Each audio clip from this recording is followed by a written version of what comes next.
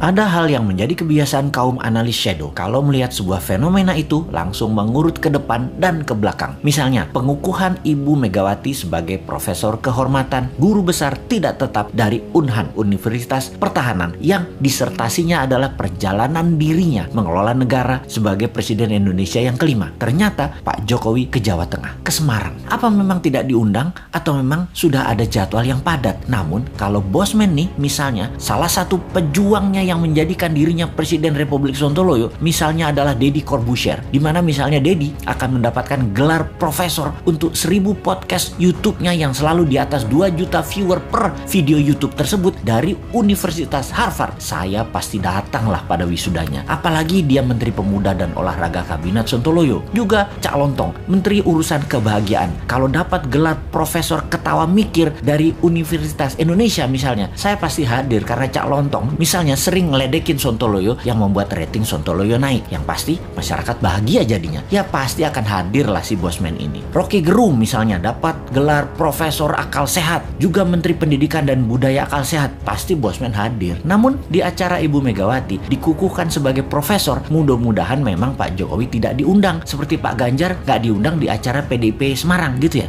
Tapi sekali lagi, kok Pak Jokowi ke Semarang ya? Ke Ganjar ya? Kenapa ya? Gak ke Saudi sekalian urusin supaya Indonesia bisa berhaji misalnya.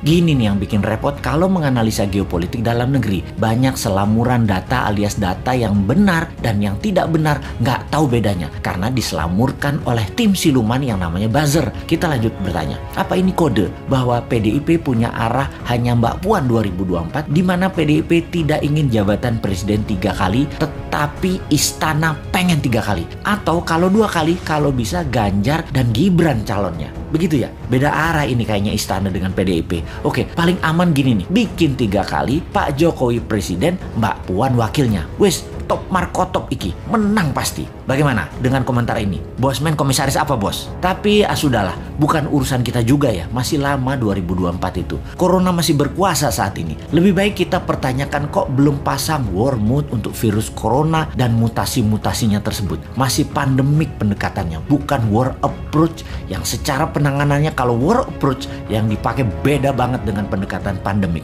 Mudah-mudahan paham dengan apa beda war approach dan pandemic approach.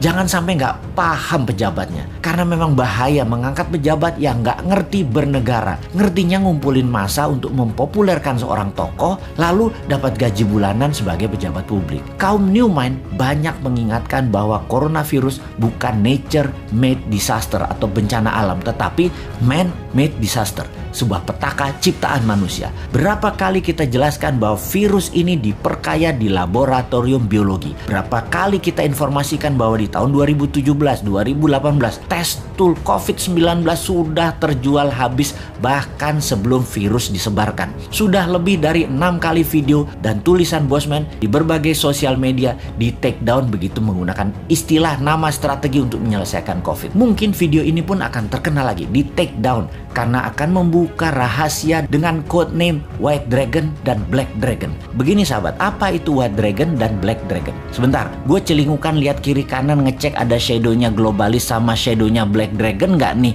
di WC jongkok gue yang lagi mengupdate status.